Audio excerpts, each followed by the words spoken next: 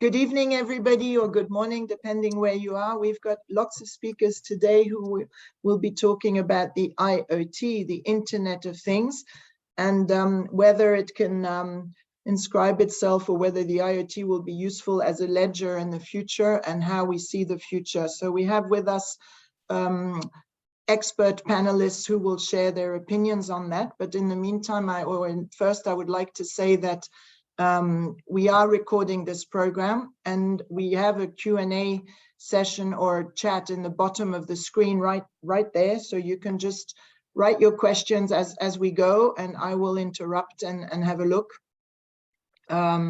So please feel free to ask questions, tell us where you're from, just write down your country or you know, why you're listening to this. We'd love to hear from you. So IoT. What is it? It's the Internet of Things. Can we live without it? That's one of the questions that I'll be asking our panelists. But first, let me introduce them. So we have Arnaud Brolly, and the poor guy is in Singapore, and it's very early for him or very late. So thank you for being here. So you are the co-founder of Arkadia. It's a fintech startup. And it develops real-world asset tokenization. And you'll tell us what that is all about and what solutions you've got. You're also leading the enterprise blockchain for SITA or SITA. And those are more like for logistics and as I can see, air cargo, supply chain, and that sort of thing. So that'll be very interesting, especially as we're talking as well now about the space in space. Can I put it that way?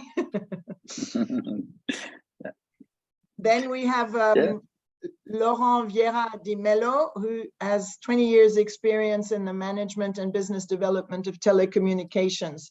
Also worked with SITA, if I'm not wrong, and also into the space technology that is coming up now. So I'll let you introduce yourself in a minute.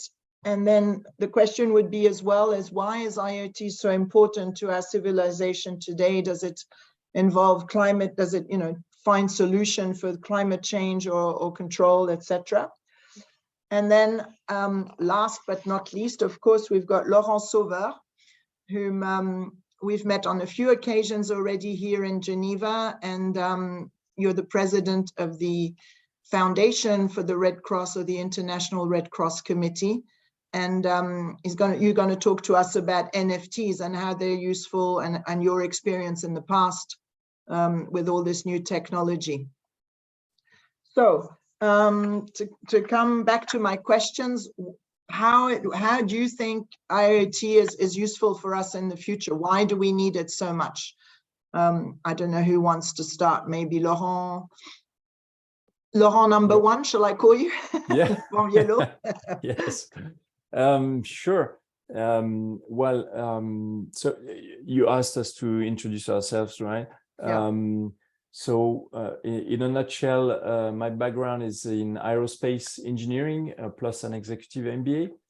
And I worked for SITA, but also in the energy business, aerospace, and startup coaching before joining Astrocast. And I'm now the COO of Astrocast. Astrocast is the satellite telecommunication company located in Lausanne. And basically our mission is to connect remote objects in the world, IoT object. I mean, about the IoT and why it's so important for businesses and for climate change and the world, I think the ability to remotely monitor or run operations has a lot of advantages for companies. It creates more data streams and analytical potential, meaning that companies can gain more insights about their business operations or how their customers use their products and services, for instance. So then you can imagine new models, new business models, using that data analytics to improve customer experience. You can also use IoT to improve your supply chain. or your operations by using predictive maintenance, for instance. So by monitoring assets remotely, you can know if a part will fail soon and start thinking about replacing it, order it, and plan the intervention. So you optimize that productivity. And also you can track these parts and also delivery trucks, for instance, along the supply chain and optimize that. So all in all, it brings a lot of efficiency and productivity gains to companies. So it's a big sort of automation network in a way, and you can follow if you're, again, in logistics, and that might include logistics for, international logistics for not just commercial reasons, but also maybe, people migration or things like that. That's also useful in that respect, I imagine. Absolutely. Absolutely. So Arnaud, is there a race, a space race or an IoT race? What is it like in Southeast Asia? Oh, well, it goes very fast, but maybe if you don't mind, just to complement what just Laurent was saying, I do really agree on the supply chain side. Personally, and at Sixtine, we work especially on aviation, and we did work on specific projects for supply chain to track air cargo container.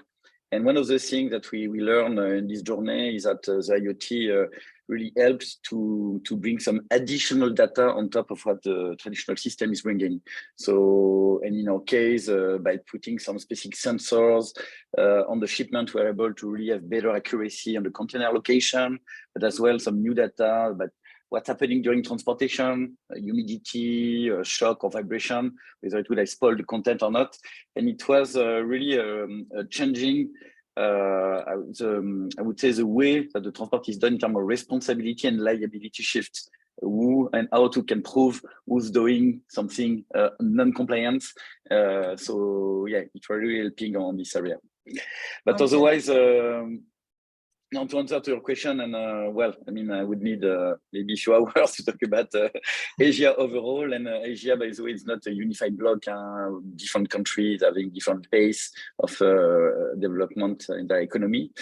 But clearly and overall, Asia is becoming a digital leader, a technological leader over the last decade. And actually, COVID was accelerating this trend. And one of the things that we see really overall, what means that Asia is really getting a lot of acceleration in this area is the population. So recently, the UN mentioned that we are really increasing the population, but Asia overall is 4.7 billion of people, which represents 60% of the world population, with a medium age of 30 years. So we have young people, super tech savvy overall, of course. And India is even overtaking China very soon. And really? Just India alone is, and by next year, 1.4 billion above, apparently, as per UN, 1.4 billion of people. And India and tech is a long story. So they really jump into that in their development. And 3/4 of the world science, tech, engineering, and graduates are coming from India. So we can expect overall, without going into too much detail, that the trend will continue to see Asia overall quite having a strong role in tech and in digital. Yeah, obviously, when you're sitting in Switzerland, those numbers are a bit mind-boggling and puts things back in perspective a little bit. But Laurent Sauveur, so you have a passion for NFTs and the new technologies as well. So how do you see using NFTs and all of that? Do you think everything needs to be recorded? Well, maybe before talking about NFTs, maybe on the Internet of Things and more broadly, new technology. Of course, as a leading humanitarian actor, the International Committee of the Red Cross seeks to leverage new technology so it can do better, faster, more effective assistance to the people affected by armed conflict. The foundation for the ICRC, which I'm leading, is actually an innovation lab or hub that looks at what are the ways that we need to invent to do better humanitarian action, to respond to the big challenges that our world is facing, starting with climate change, starting with the fact that wars are being fought now in the cyberspace. And of course, the leveraging of new technologies is absolutely fundamental to the innovation that the ICRC and other humanitarian actors are looking into. So that's to paint the broad picture.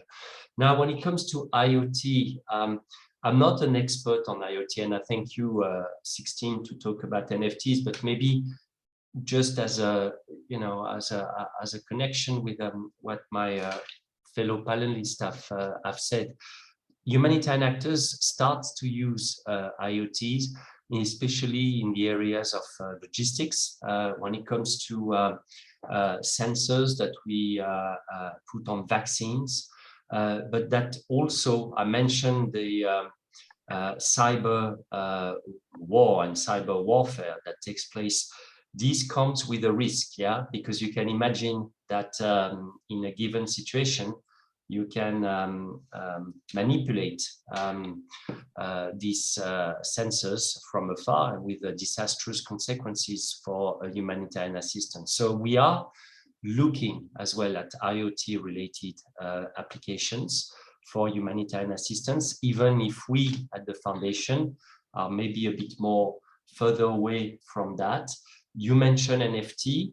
Maybe that's for another question, but yes, we are looking how we can more broadly use blockchain-related technology in incorporated in the work of our teams on the ground. NFTs being one application, but I would say more for the storytelling, and I'm happy to come back to that at a later stage.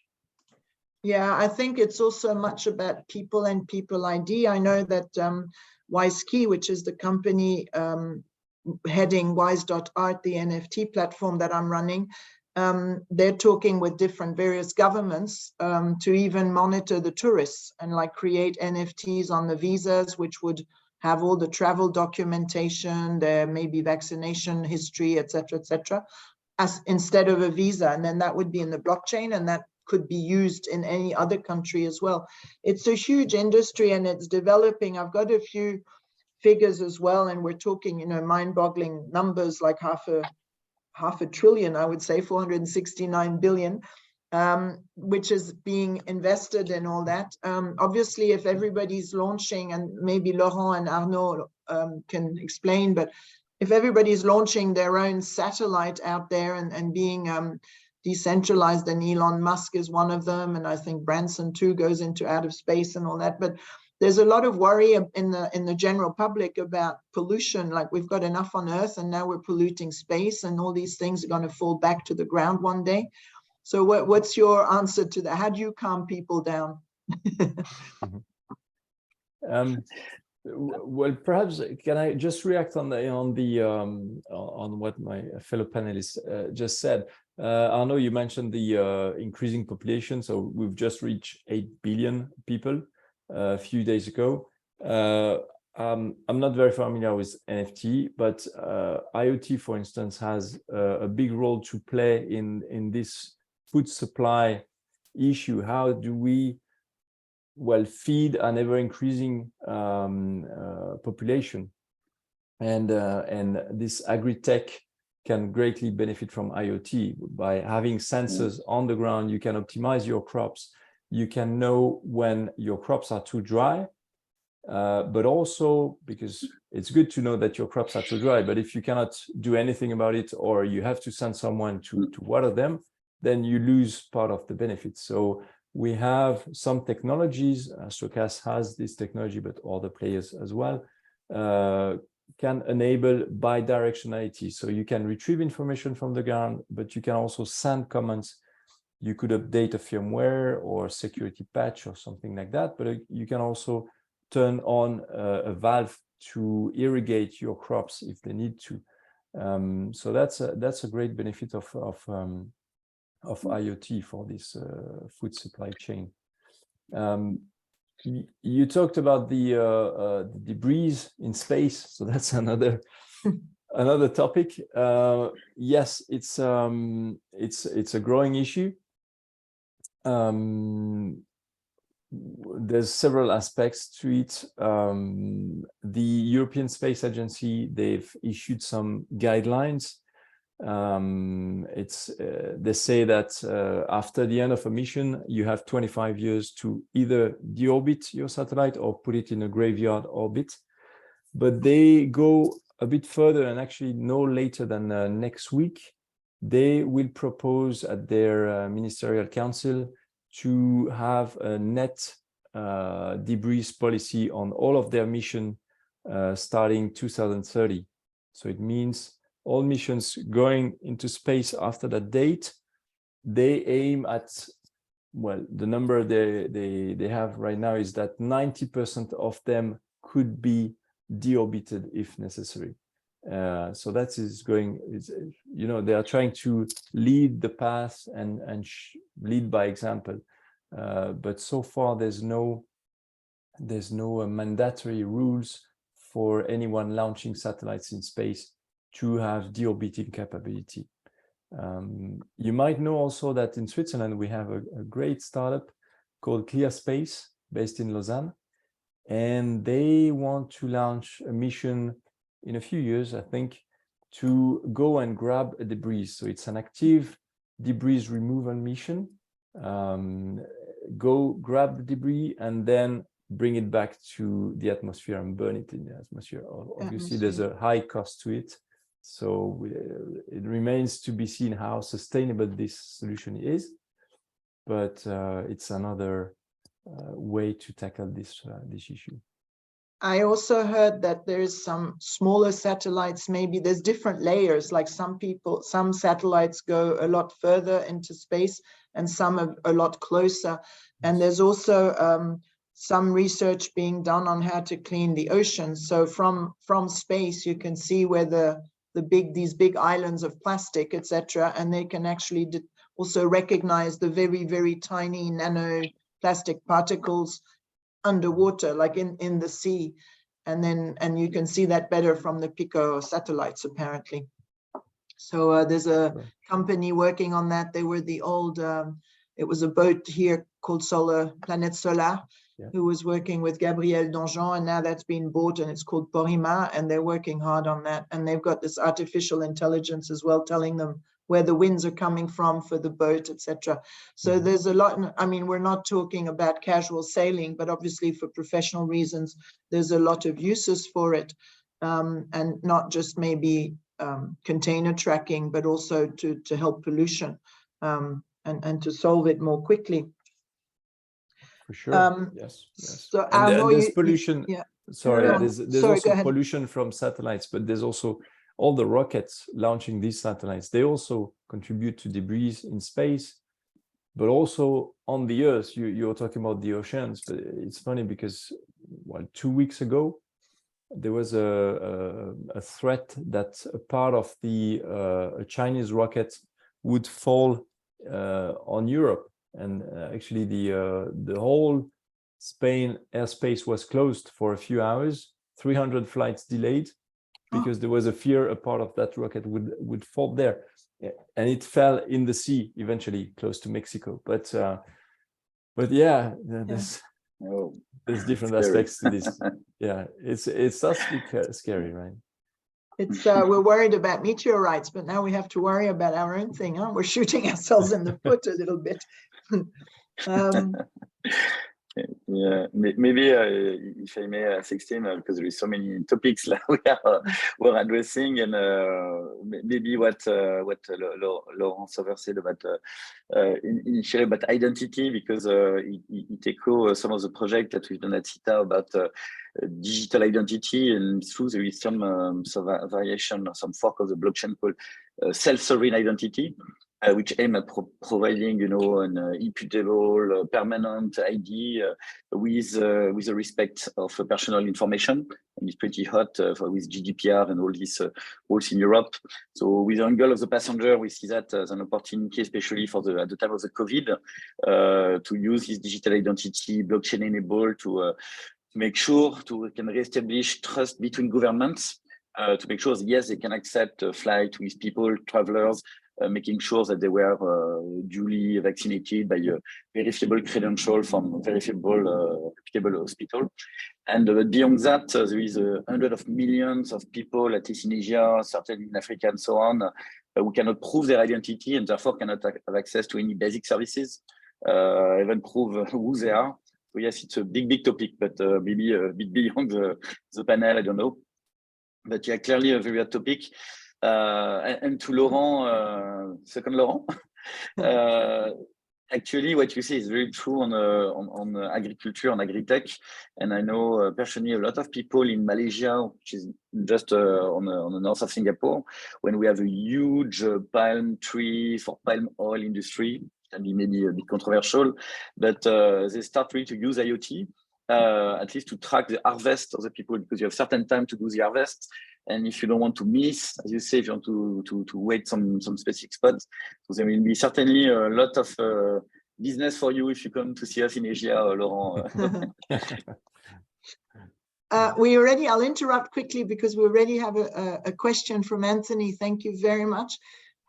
He would like you to elaborate on how the increasing amount of data that we're dealing with relates with IoT, and especially on questions related to the security of this data input. If more data input is collected on multiple devices, do you envision possibility of data leakage? That's an interesting question. Where is all this data kept? Yeah, should I take that one? Or? Yeah. Okay. Yeah. Yeah, it's true. And furthermore, I think the more objects are connected to the internet, the more doors you have for potential hacking. For instance, all these wearables, if we go beyond the industrial IoT, but all these wearables we have, these connected watches and so on, I mean, that's a threat to our privacy as well. Someone could track what you're doing, what is your health, and so on. You have connected cars. What if they are hacked? I mean, what if you are driving your Tesla and suddenly someone takes control of it? Can be a real issue. So yes, that provides many doors, many accesses to hackers. I think the solution is, there's multiple solutions. It's encryption. I know WiseKey is expert in encryption of data. That's key. Then you have to carefully control access to your data, so software access, but also physical data. Who has access to some critical infrastructure of your system? It's very important. And have backups of your data, a recovery plan in case of hacking. You can quickly recover your data and put back your service online. I even heard once someone saying that you should keep some crypto money on the side to quickly pay a ransom to hackers. And I don't necessarily agree with that approach, but it's true. It's a threat, and it's difficult to find one solution to it. I mean, as long as, I mean, it's human nature to take advantage of every possible weaknesses on the system, and the solution is multiple. Yeah. Laurent, did you want to say something? Laurent, did you want to say something? Which one? Le Sauveur, sorry, you.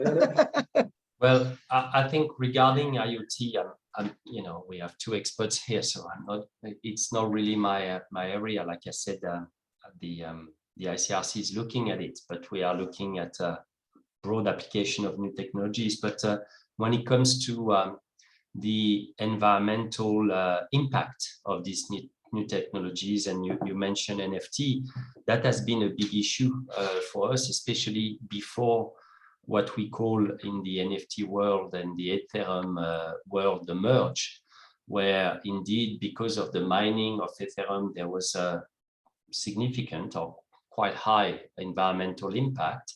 But the fact is that with Ethereum moving from proof of work to proof of stake, we actually, they actually, we didn't do anything, managed to reduce the environmental impact by 99.9%, which for us was also a very important factor to be comfortable exploring this aspect, noting that the climate crisis is an important crisis that the ICRC and the broader Red Cross and Red Crescent movement is trying to tackle. And we didn't want to be in opposition with some activity that we were doing. Yeah, it's all very frightening, but at the same hand, I think it's under control. I'll take this opportunity to excuse Carlos Moreira from the audience. I did it earlier when we were offline, but unfortunately he couldn't join us today, but he was going to tell us about security because, as you know, WiseKey is very, that's their core business. But if you have any questions at all in the audience, just put them down on the Q&A and we can pop them to Carlos separately and we'll get back to you on that. I was mentioning before that there was like a little bit of a race, like we had, back in the 60s, it was the race for space with the rockets, but now it's going on as well with this Internet of Things, and people want to be in there. And it's more a question, not so much about governments fighting in the Cold War between Russia and America, but more so corporations. And, in the private sector, there's just as much money in the private sector going into that than there is with governments. And I think governments are a bit behind, probably behind the private sector in this race. Would you agree with that?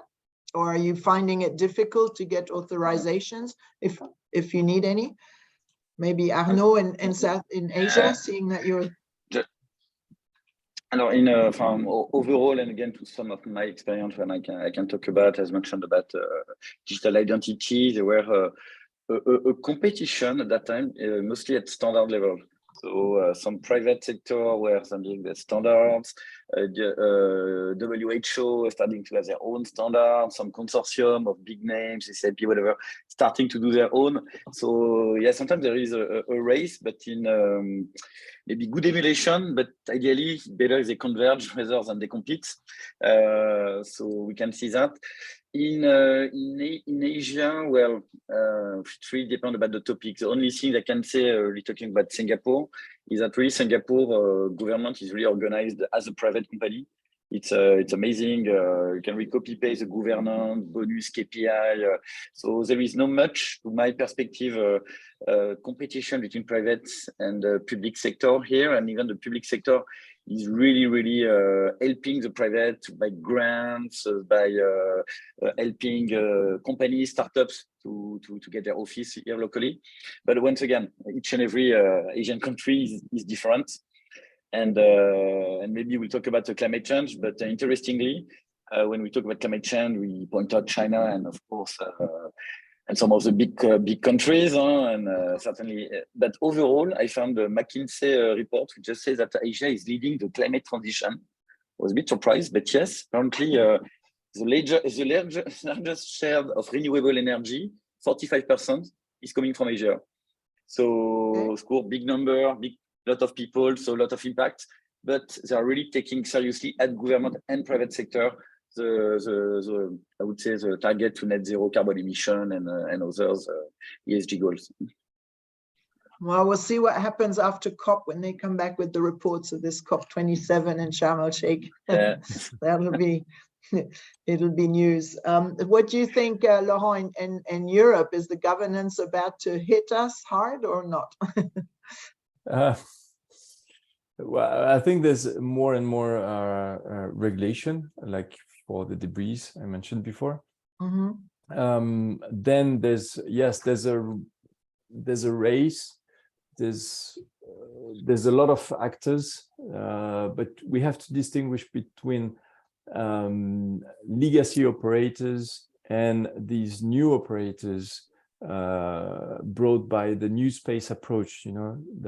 By having like more standard components, easier access to space. You have all these new players entering space. And among them you have the well-known Starlink, you have OneWeb, but these are broadband. Their mission is to connect the world to the internet. All these to bridge this. How do we say it's a connectivity divide or something? There's a term for that. Forget about it. The chasm, yeah. Yeah, and then on the other side you have players like us and others. There's Swarm, actually acquired by SpaceX. There's EcoStar and more players that are really dedicated to IoT and small amounts of data, and then can come up with data plans, because to use the service you have to pay like a subscription fee, like you pay to a mobile operator.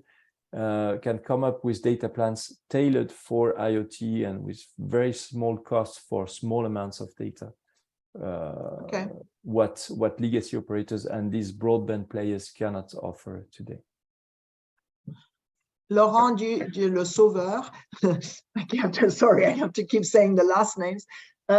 What do you think in your line of work in the humanitarian cause? Is there a big security issue? Is there a big cost issue? Are the regulations going to make handicap your progress, or how's that going to work? No, the security is absolutely essential. I don't know if you followed, but there was a hack. The ICRC was hacked at the beginning of the year of one of its database that contains some sensitive information of missing families. And of course, the protection of our data, given the sensitivity of them, is absolutely essential. And we're trying as much as possible to be top of the class, I would say, and protect this data, noting that they pertain to people who are already affected by a world event and do not want to, in addition, being affected by this sort of cyber attack. So we are looking at that. More generally, I would say that there are sensitive information in the humanitarian sector, but before I was working for the United Nations, that are shared between organizations and all. And we have seen the UN has been attacked in Geneva with cyber attacks, and we see more and more this stepping up to the plate of international organizations to be at the forefront of cyber security. Mm-hmm.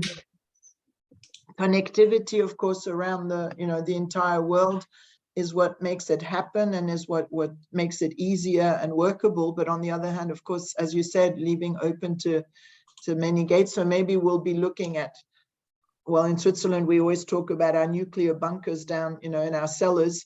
Maybe we'll have to sort of isolate ourselves from connectivity for certain special information or data collection. We had a bit of a joke. I'll tell you, it's an anecdote, but I was on the 3rd level in an underground parking, and a friend of mine left her Tesla keys inside the car. Of course, nothing worked anymore, and we had to ring Tesla in the middle of the night, and they just could not find the car because there was no connectivity. So she had to be towed out. So we all had a good laugh. Maybe that's one way to protect, is to keep away from being connected at will. Yeah.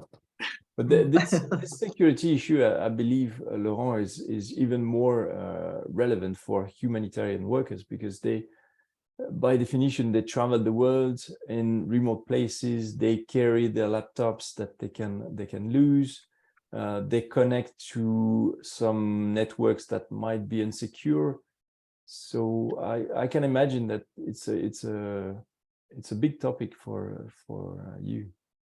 The big topic, and if I may, but here maybe taking a step back from the ICRC and giving you, a personal anecdote. Again, I used to work for the United Nations in the human rights field.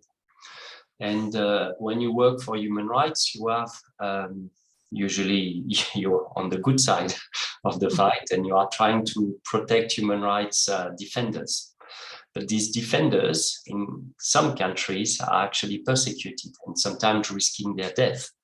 And you have information about their location, you have information about their whereabouts, their plans, etc. And what you really want to avoid is having a government, hacking your system, and thanks to your data, being able to target the person that you're actually supposed to protect. And this is why it has become much more than just, as you say, Laurent, a security issue, because it's very core to the mission of protecting people who are already vulnerable. Mm-hmm.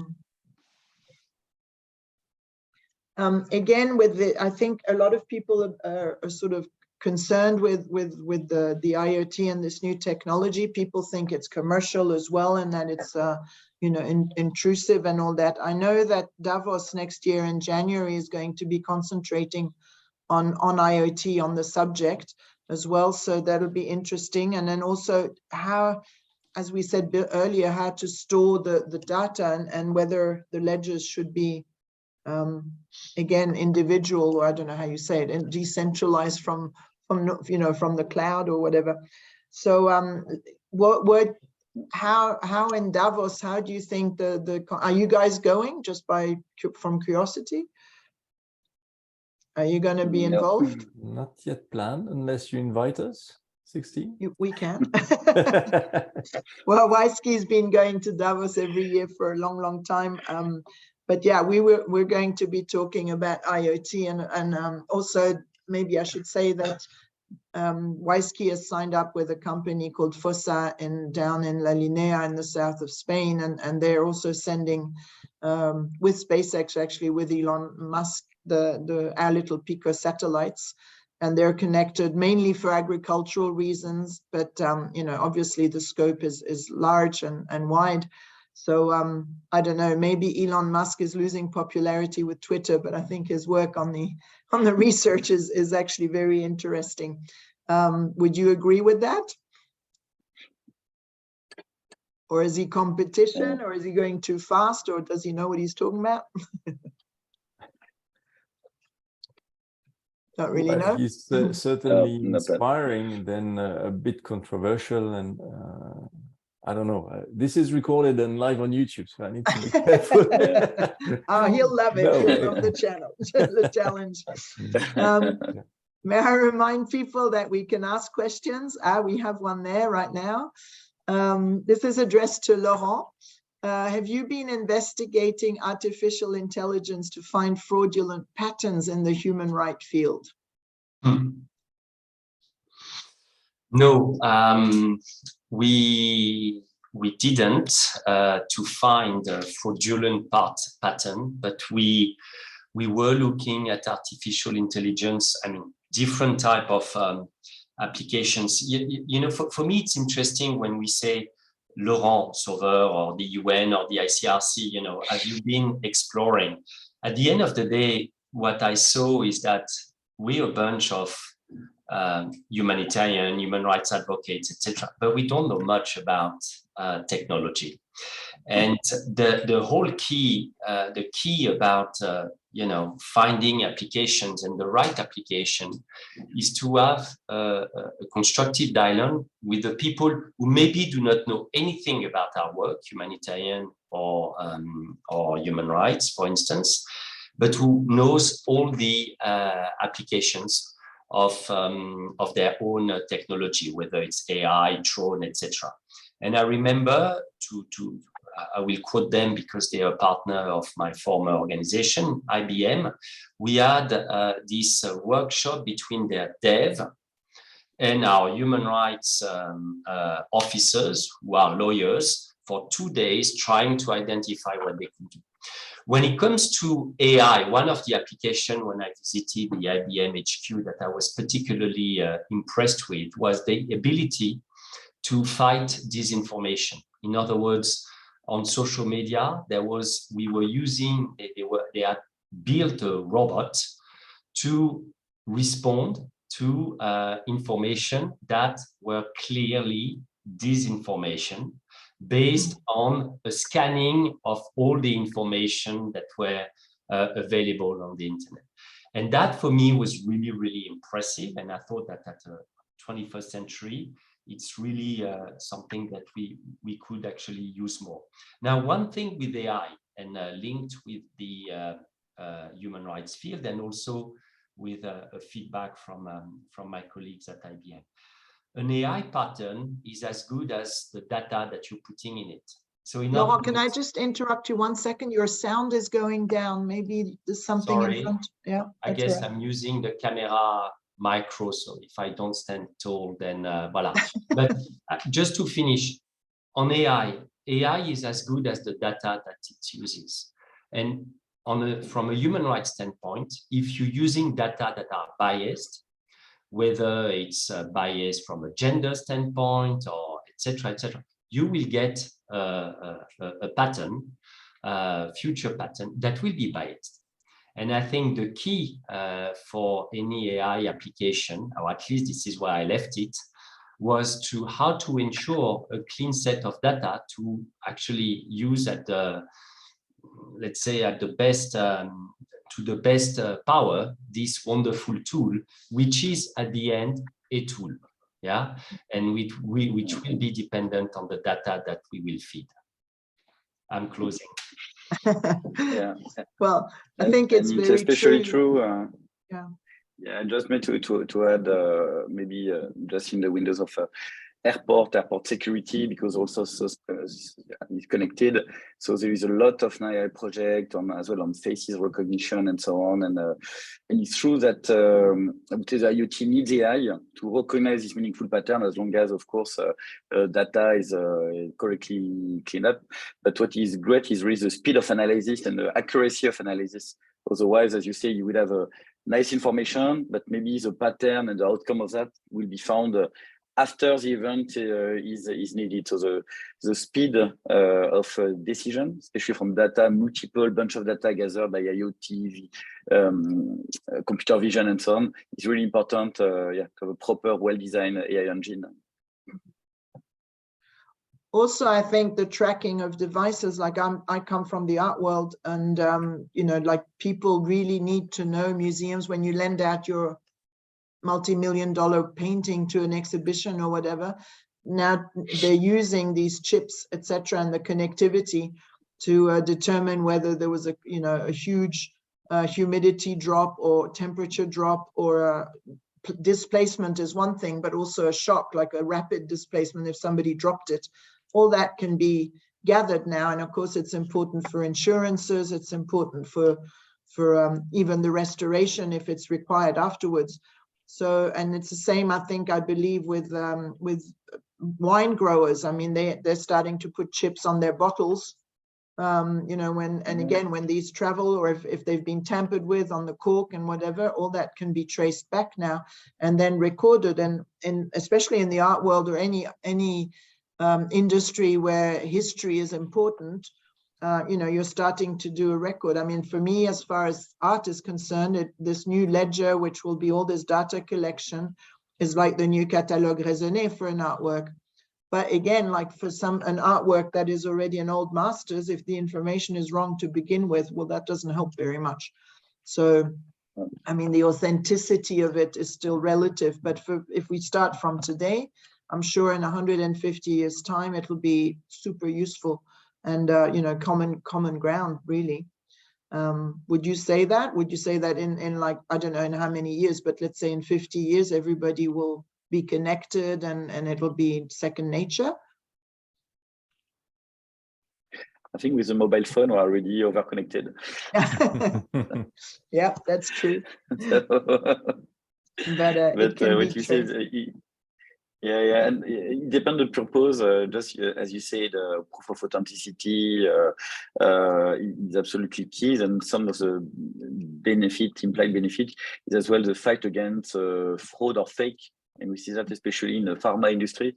In percentage part of the world, you have 5 or more %, but I don't remember exactly, of drugs who are fake.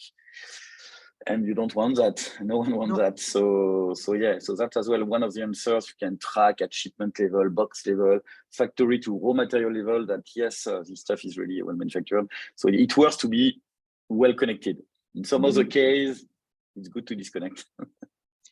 Now, I have a question which came to me outside of this webinar, but I thought was pretty interesting. People like yourselves who are developing and who've got entities, they're actually lacking staff to recruit because there's not that many people who are trained in this sort of thing. Would you agree with that? Do you think that at university level there should be more emphasis on these new technologies and the the application of IoT or AI or whatever it is, blockchain? Or do you think that every second millennial is already trained? Well, the word I was looking for before is the digital divide. And I just looked for the number because I wasn't sure, but there's 3 billion people that have no access to the internet today. So although we are 8 billion, there's a third of the population still having no access to the internet and all the opportunities that this offers, to build a business, to learn. So there's a lot of potential to have more people connected, for sure, and more people trained on these new technologies. And the massive open online courses, these MOOCs, so-called MOOCs, are going in that direction. All these universities offering free courses on the internet, and that's great for people having no universities or opportunities to learn otherwise. Yeah, that was a long time ago, was when the laptops came out. I think it was Bill Gates that was distributing laptops for $1 in Africa or something. So, but then again, if there's no connectivity, I mean, it doesn't really help to have a laptop other than a word processor. Yeah. All right. Well, we're sort of... Yes, Sixtine, if I may just say, because you talk about the talent pool, digital talent availability. So I don't know the Swiss market, Singapore market is very, very small. I was mentioning earlier that yes, you have a bunch of university, talking about, of course, India, China, who are really, I would say, a lot of university. It's more government, absolute guideline to develop those talents. And that's maybe why as well they are maybe so strong in innovation. So for me, yes, it's absolutely, it's a very vital. And my personal entrepreneur experience, it's a war of talent, because the one who are really skilled can get their salary, I don't want to say double, but almost double with some big names, some big corporates. So you have to fight if you're a smaller company by giving some other type of benefit, flexible work arrangement, and so on. So yeah, the tech talent pool, the digital talent pool is really, really important for future innovation and business growth. So you'd advise every bachelor now or a high school student to go in that direction, well, and then to call you. If I see my kids, unfortunately, can already use iPad and so on when they were 8 years old. I mean, you need to work and you need to have a certain acumen on technology, of course, hard work. But I don't imagine that a society should have all their capabilities, all their talent toward technology. But clearly, it's really important for the topic we have just talked about, IoT and so on. Yeah. And is that a problem for you, for the ICRC or any other ONG, you think, to recruit people who are savvy at the moment, or do they all want to be out there on the terrain? No, I mean, it is an issue. I mean, the management of manpower, I mean, there are many issues, the talent to go to the field, and especially when you have a surge like with the Ukraine situation or any type of emergency. So you need to increase immediately almost your manpower by 10, 20, 30. So that's a big challenge. But when it comes to a very specific field, cybersecurity, I mean, these are these are capabilities that we are and competencies that we are seeing are being requested now by INGOs or international organizations, and that was not the case, before. And when I started my career, we were talking about partnership with companies. That was a long time ago. That was new. Now it's the bread and butter of many NGOs. So I think, yes, the not-for-profit sector, humanitarian sector, is actually adapting. We are not equipped from a salary standpoint to beat the big names. And what we can offer is a different type of reward, more personal. But clearly, getting the right talent to address these particular issues and challenges, which are, as I mentioned, issues that humanitarian actors are looking at, it's key for us. Yeah. In your case, you have to add empathy on the CV, on the job description. You need, but like in many companies as well. It's not only CRC who has the monopoly of empathy. Yeah. Okay, thank you very much. We're almost towards the end of our webinar. I hope you people enjoyed it out there. We didn't get many questions, but maybe we'll get them later, and I'll forward them to all of our speakers at the time. This is going to be the last webinar of this season. Tomorrow, we've got a big event going on in Seville in Spain.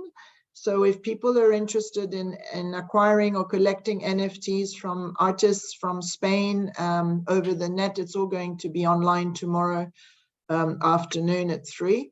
And then we will be in Davos, and I will let, of course, Mr. Moreira know that you're all interested in joining us over there.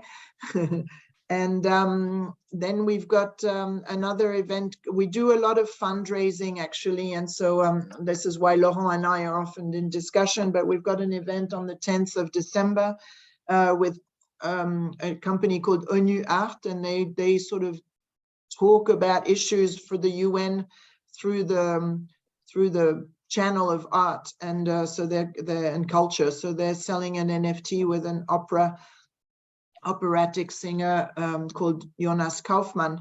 And coming on to that, we're also working, for example, with the WHO, because a lot of the ONGs or people who are looking to raise funds now use art as a vector to give the message. There's also, I know at COP, there was a lot of art. There's also in Saudi Arabia, they're using art now in their smart cities to sort of raise awareness. So it's a new type of channel to communicate to people. And of course, IOT, when there's art traveling, IOT has to be present, at least from now on. So perhaps with that being said, I'll close with a final word from all three of you. I'll start with Laurent, VDM. No special final word. Thank you very much for inviting me. I was very pleased to exchange with Arnaud and Laurent and you, Sixtine. So hopefully we'll meet for real soon, maybe in Davos. Yeah, Thank you again. Keep that in mind. And yeah, the WiseKey offices in Geneva are always open to everybody. And if not, we'll see you in Davos. Laurent, any final words, any fundraising operations going on now? Well, fundraising always, especially ahead of Christmas, but just to say that this conversation for me has highlighted again how we humanitarian actors can benefit from an exchange with people who are on top of their field. And I do believe that if we manage to find the time and if we are aligned with the shared objective, there's a lot of new applications that can come out of this very rich discussion. And like Laurent, I'm thanking you, especially you in Singapore, staying that late for this rich exchange. Thank you. Arnaud?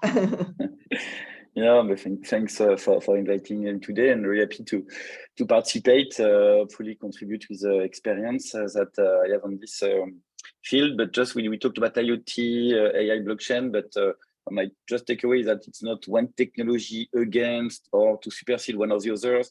We're really more talking and developing solutions where those technologies converge or are combined develop a maximum of value.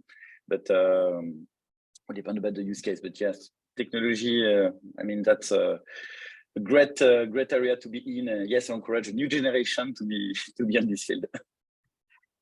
That's thank you very much. I do have to finish with one last question from Benedict Hadley, who's asking all of you, how do you see the IoT in the apparel sector? Maybe, Benedict, would you like to, what's the apparel sector? I'm not sure if he's going to be answering now. It's all the clothing. Okay, clothing, fashion industry. Thanks. Oh, I have zero idea on this one, I'm sorry.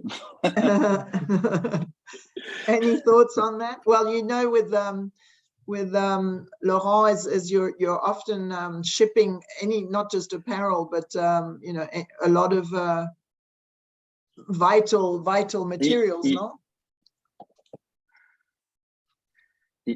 Yeah, the only things I can say on the retail, it exists already. You have a lot of RFID chips, which are easily embedded into the clothes, you know, for counting, for inventory management. But as well, again, that was the only area. I know there will be some futuristic combination with a lot of tech embedded, but to me, well, I'm not competent enough to have a precise opinion there. Maybe there would be a way to also check the provenance and if it's socially acceptable the way it's built, you know, like the sustainable and all that, whether it's ethical is the word I'm looking for. Perhaps with the IoT. But with the price of the tag, I doubt maybe it will be directly on the clothes. It may be at the end maybe a QR code or whatever type of code, which can reflect the origin. But I don't see. At the end, there is an economic equation. You put a sensor as an IoT device when it can make sense for the business case. But I'm sure Laurent knows that better than me. But for clothes, wow, we need to have really specific, maybe for Laurent Pasquier kind of people. I don't know. For the next Hermès bag. Ouais, voilà. Yes, they did, sorry, on the baggage, actually, there is an experiment with Sigfox, if I'm not mistaken, and they put some tags, some NFC or RFID tag into baggage for advanced traceability. But yeah, there is certainly other use case in final product, otherwise more at batch, at container.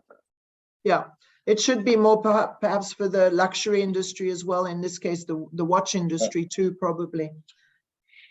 All right. Well, again, thank you very much. I'll cut it off now. I wish you all a very good evening. Wish you a good night, Arnaud. And also happy festive season, which is coming up next month. We'll be in Miami too at the beginning of December. So if any of you are in Miami for the Art Week, I'm happy to have a coffee with you there. Thank you. Thank you. Bye-bye. Bye. Bye. Bye. Bye. Bye. Bye.